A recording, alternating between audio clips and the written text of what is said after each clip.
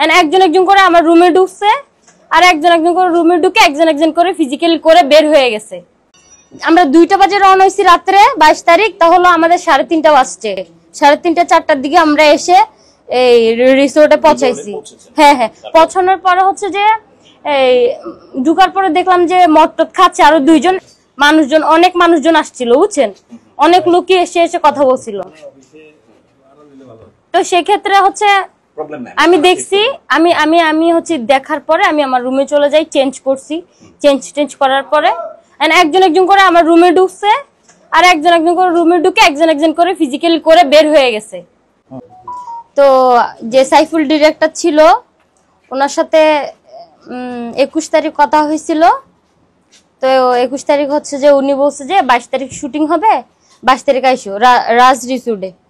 এরপর হচ্ছে যে উনি ইমার্জেন্সি রাতে 2টা বাজে কল দিছে, কল দিয়ে বলতেছে যে দেখো আয়শা, আমি তো ইমার্জেন্সি চলে যাব, তুমি আমার সাথে আসো, যেহেতু আমরা একসাথে কাজ করি, আমি তোমাকে রিসিভ করে নিয়ে যাব, তোমার আর কষ্ট করতে হবে না। তাই আমি ভাবলাম যেহেতু উনি আমার পরিচিত, তাই যাই ওনার সাথে। উনি নিচে এসে আমাকে ড্রপ করে নিয়ে গেছে আমার বাসার নিচ থেকে।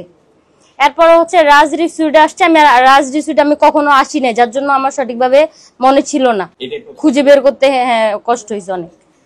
তারপর হচ্ছে যে আসার পরে দেখলাম যে কিরে আমাদের যে শুটিং এর যে লাইটিং থাকে, lighting man, cameraman, makeup man, হ্যাঁ ইত্যাদি যে লোকজন থাকে, কেউ ছিল না ওখানে। এরপরে হচ্ছে যে নাসির, ডিরেক্টর নাসির, আরো আছে ডিরেক্টর নাসির উদ্দিন, কি যেন ওনার নাম। তো হ্যাঁ হ্যাঁ, উনি আরটিভিতে এখন নিয়মিত কাজ করতে, সাপ্লাই দিতেছে নাটক আরটিভিতে। ডিরেক্টর নাসির, হ্যাঁ ডিরেক্টর নাসির, এবং হচ্ছে কি উনি সব চ্যানেলে কাজ করাইছে, ওনারা সবাই চিনে। হ্যাঁ হ্যাঁ, পরিচিত আগে থেকেই। তারপর হচ্ছে যে আসার পরে দেখলাম হচ্ছে কি যে ওখানে আরো 2 জন লোক ছিল। তো আমি আসলে এগুলা, আমরা 2টা বাজে রওনা হয়েছি রাত্রে 22 তারিখ, তা হলো আমাদের 3:30 বাজছে। 3:30 4টার দিকে আমরা এসে এই রিসোর্টে পৌঁছাইছি। হ্যাঁ হ্যাঁ, পৌঁছানোর পরে হচ্ছে যে এই ঢুকার পরে দেখলাম যে মদ টদ খাচ্ছে আরো 2 জন, যেহেতু অনেক মানুষজন আসছিল বুঝছেন, অনেক লোকই এসে এসে কথা বলছিল।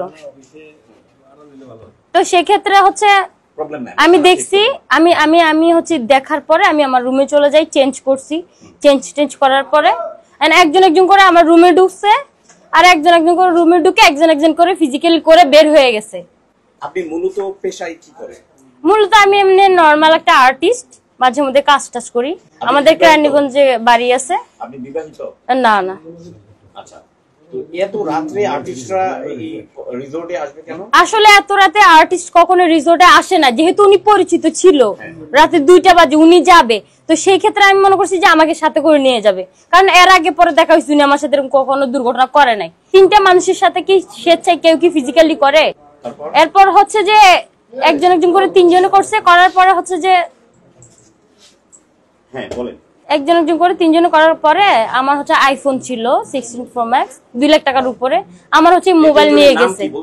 হ্যাঁ, একজনের নাম হচ্ছে বাবর, আরেকজন তো নাসির বলছি, ডিরেক্টর নাসির, ওনার নামটা আমার সঠিক জানা নেই। জায়গায় জায়গায় মানুষ, কর্মকর্তা যেগুলা খাবার দাবার এনে নেওয়া দেয়, এদের মধ্যে এদেরকে বলে হেল্প করতে চাইছিলাম, যেহেতু ওরা সার করে অনেক প্রাধান্য দিচ্ছে, আমি জানি যে ওরা আমাকে কখনো হেল্প করবে না।